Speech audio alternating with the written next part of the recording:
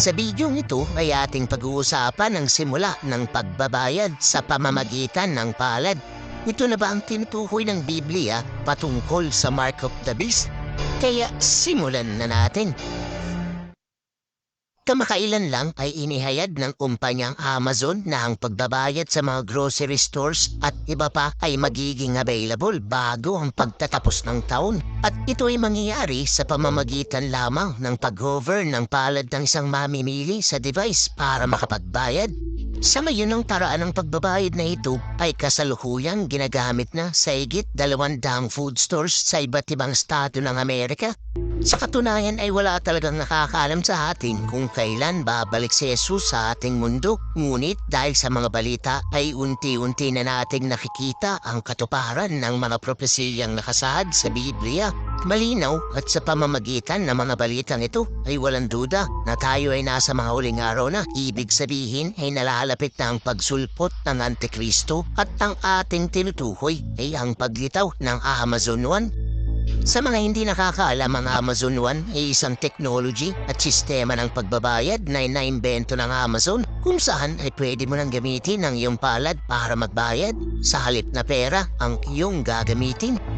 At bukod sa pagbabayad ay pwede mo na rin gamitin ang iyong palad sa iba pang uri ng transaksyon.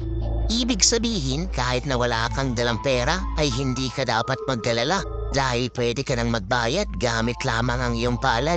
Gayun din ang maduhutan ay hindi mo na poproblemahin pa dahil tanging palad mo na lang ang iyong gagamitin para makabayad sa mga groceries.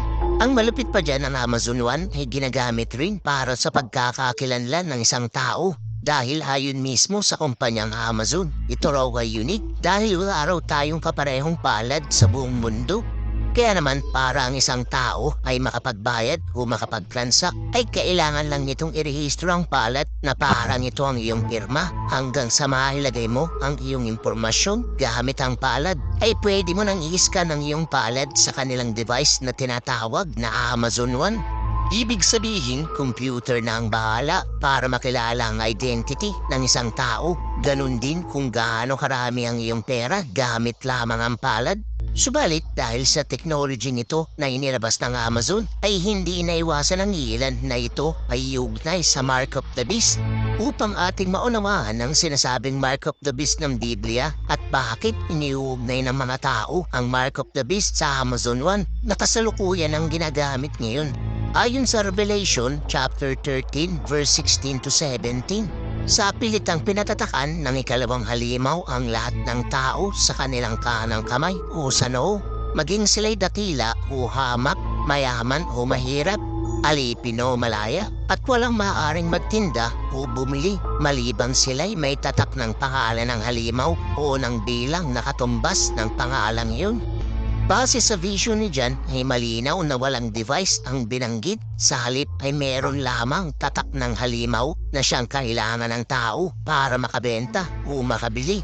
Kung kaya't ito ang dahilan kung bakit iniuugnay ng tao ang Amazon One sa Mark of the Beast dahil halos ito ang ginagawa kung saan ikaw ay makakabenta at makakabili sa pamamagitan ng palad at malinaw itong nakasaad sa Biblia na gagamitin ang kamay upang tayo ay makabili at makabenta at ito ay sa pamamagitan ng Mark of the Beast.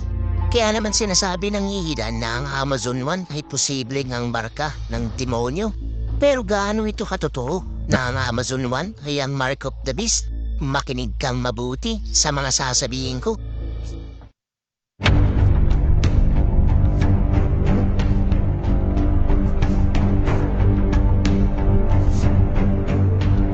Ang totoo ay hindi pa ito ang Mark of the Beast dahil una sa lahat ay wala pa ang Antikristo. Ang tribulation ay hindi pa nag-uumpisa, hindi pa nagra-rapture. Ito ay dahil malinaw na nakasaad sa Revelation na ang mangunguna sa pagpapatatak ay ang halimaw o ang Antikristo dahil hindi rin galing sa Antikristo ang Amazon One at malinaw na sinabi na ang mga tao ay sapilitang inatatakan sa kanilang kanang kamay o sa noo. Dahil kung susuriin nating mabuti, ay walang tatak ang inilalagay sa Amazon One. Sa halip ay ang mga palad lang ng mga tao ang ginagamit dito para makabili o makabenta. Malinaw na nakasulat sa Biblia na ang mark of the beast ay ilalagay ang tatak sa kanang kamay o sa noo ng tao. Kaya naman ang isang patunay na mayroon ng mark of the beast ay kapag nailagay na sa kanang kamay o sa noo ng tao ang tatak. Subalit, pwede nating sabihin na ang Amazon One ay malapit sa mark of the beast dahil ito ay cashless system. Ibig sabihin, hindi mo na kailangan pang gumamit ng pera o credit card dahil ganito rin ang sistemang gagamitin ng mark of the beast. Bagaman hindi pa ang Amazon One ang mark of the beast, ay posibleng ito ay isang preparasyon para sa mark of the beast dahil alam naman natin na ang Antikristo ay buhay na sa panahon natin ngayon kung saan ay marami na itong ginagawang plano para sa mark of the beast para itatak sa mga tao. Sa katunayan ay marami ng kaparehong sistema ng Amazon One ang lumabas noon pang mga nakaraang taon sa iba't ibang bahagi ng mundo kung saan ang iba ay naglalagay pa ng microchip sa kanilang kamay na kanila namang ginagamit para makabili o makabenta. Sa panahon natin ngayon ay hindi talaga natin alam kung papaano itatatak ng Antikristo ang mark of the beast. Ngunit malinaw sa Biblia na maraming tao ang magpapatatak dahil ito ang gagamitin para makabili at makabenta. Pero wag nating kalimutan na sa sandaling matatakan ka ng Antikristo ay malinaw na ikaw ay natay Satanas na. Ngunit tayo mga sumasampalataya ay hindi na tayo matatatakan ng mark of the beast sa kadahilanang meron na tayong Hesukristo sa ating mga buhay. Kumbaga tayo ay meron ng tatak ng Diyos at ito ay ang ating Panginoong Hesukristo. At palagi nating tandaan na anumang mangyari sa panahon natin ngayon, sa sandaling bumalik na ang Panginoong Hesukristo, tayo ay kukunin lamang ng ating Panginoon para tayo ay kanyang makapiling kasama ang ating Panginoong Hesukristo. Kaya naman ngayon pa lang ay ating ialay ang ating buhay sa ating Panginoong Hesukristo. Ikaw, anong opinion mo sa video natin ngayon? Comment down below.